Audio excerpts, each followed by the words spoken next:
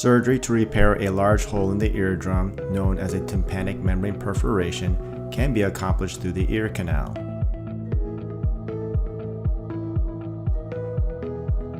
In this underlay technique, the skin of the ear canal along with a perforated eardrum is first lifted off the bone. A graft is then placed in such a way that it lays under the eardrum after the skin is placed back down into normal position.